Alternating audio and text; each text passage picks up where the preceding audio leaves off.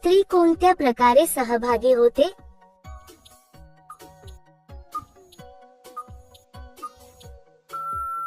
उत्तर जास्त इच्छा असणारीचे. शरीराचा खालचा भाग किती संवेदनशील असतो?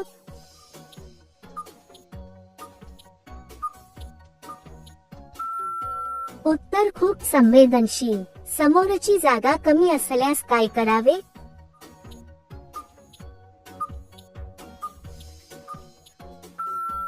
उत्तर थोडं मागे सरकावं लागतं.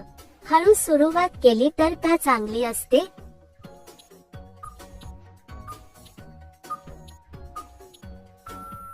उत्तर आनंद जास्त वेळ मिळतो. सतत हालचाल केली तर काय होतं?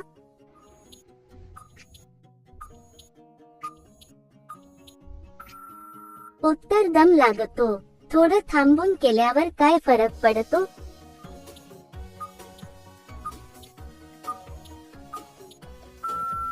उत्तर आराम मिळतो आणि अनुभव चांगला होतो. एकदम जवळ गेल्यावर काय जाणवतं?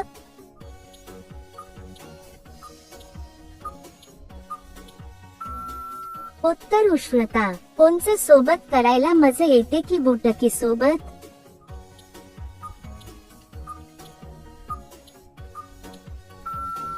उत्तर दोन्ही बरोबर येते. कसे केल्याने तिला लवकर आराम मिळतो?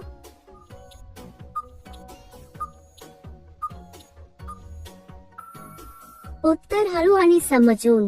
कोणत्या दिवशी तिला जास्त सोयीस्कर वाटतं?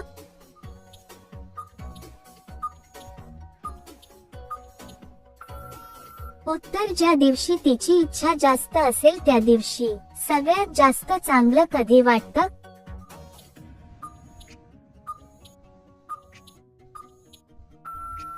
उत्तर पाळी झाल्यावर. कोणत्या साईजमध्ये तिला जास्त सोयीस्कर वाटतं?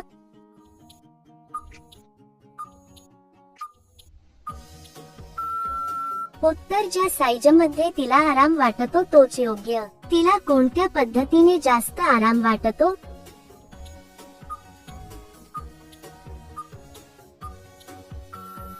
उत्तर हळू आणि समजून. कोणती जास्त उत्साहाने सहभागी होते?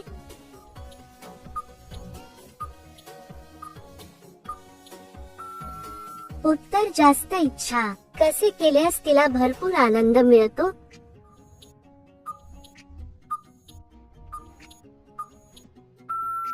उत्तर हळू आणि समजून केल्यास. सूज वाढल्यास काय करावे?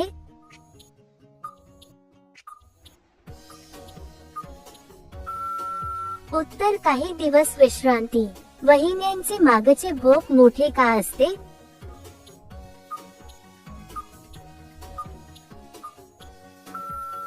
उत्तर प्रत्येक व्यक्तीची शरीररचना वेगळी असते. वय, वजनातील बदल किंवा पचनाशी संबंधित समस्या यामुळेही त्या भागात फरक जाणवू शकतो. महिलेला काही काळ जवळीक न झाल्यास काय होऊ शकतं?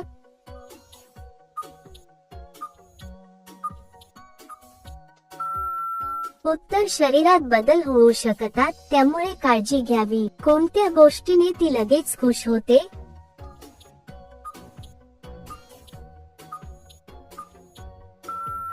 उत्तर हापूस आंब्याच्या वरचं झाकण उघडायला कधी त्रास होतो?